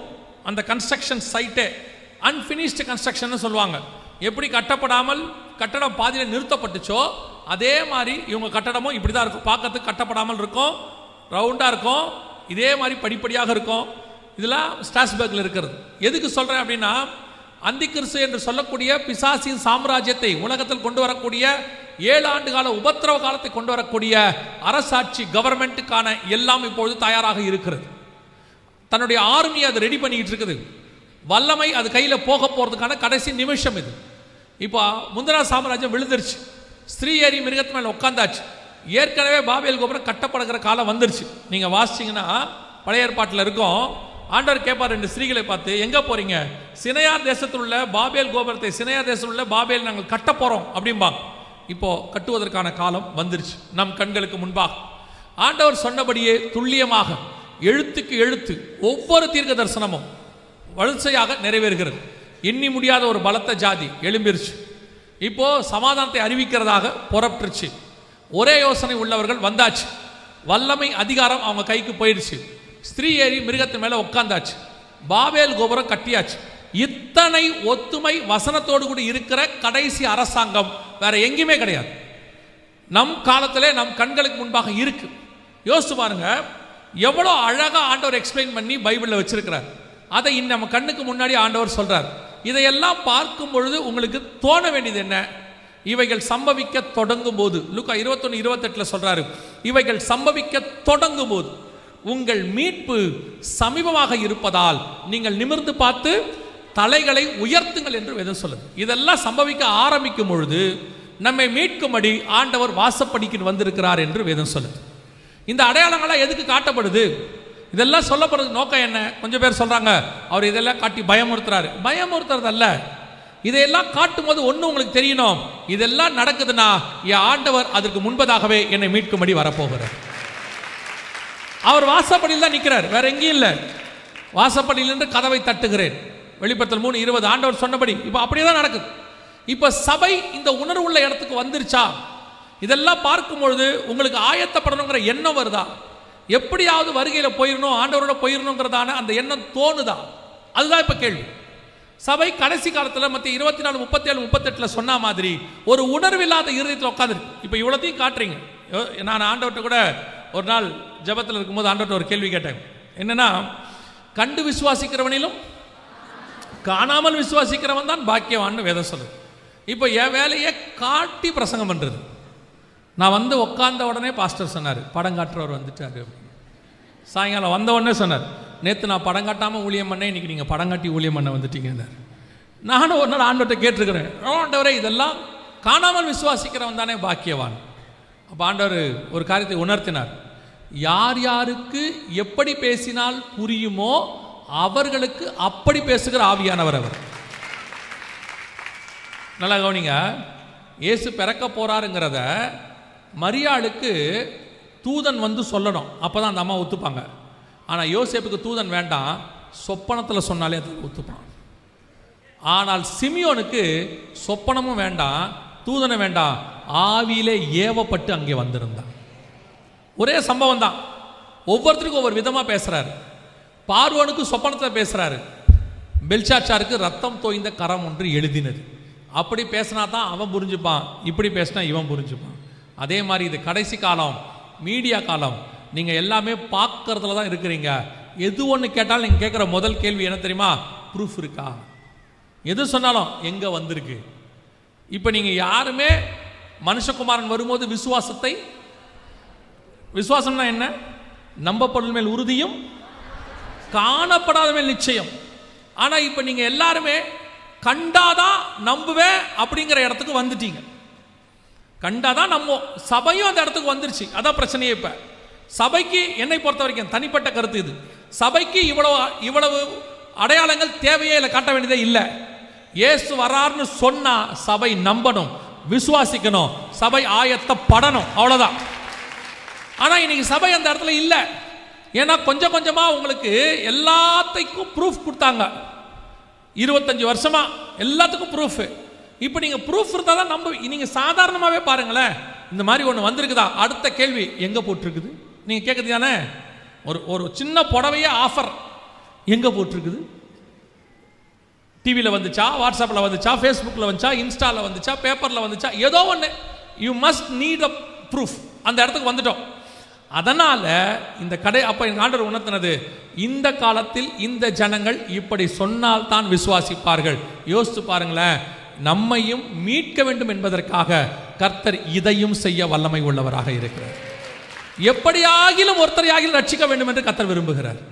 இதையும் பார்த்து கண்ணார கண்டு, ஒரு சில இடத்துல அப்போஸ்தலர் சொல்லுது, தடவியாகிலும் அவரை கண்டுபிடிக்கத்தக்கதாக.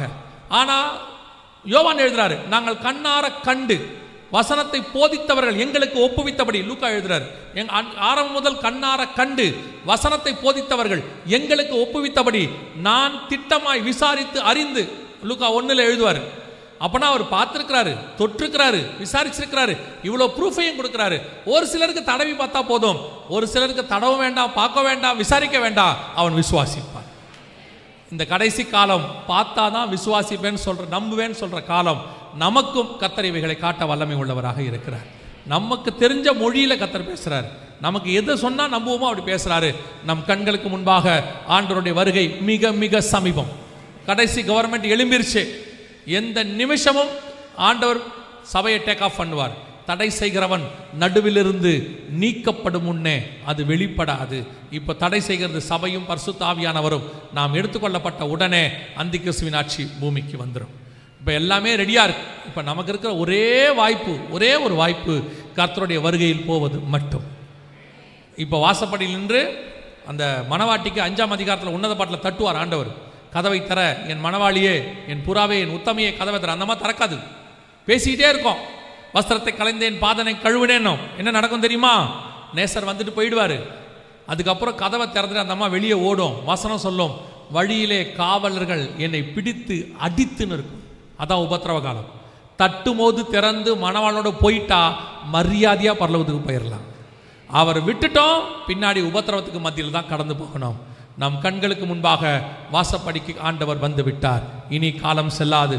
ஆண்டவராக இயேசு கிறிஸ்துவை சொந்த இரட்சகராக ஏற்றுக்கொண்டு அவருடைய இரத்தத்தினாலே பாவ மன்னிப்பின் நிச்சயத்தை பெற்று, ஆண்டவர் என் பாவத்தை மன்னிச்சாருங்கிற நிச்சயம் உங்களுக்கு இருந்தா நீங்க வருகையில் போவது அதிக நிச்சயம்.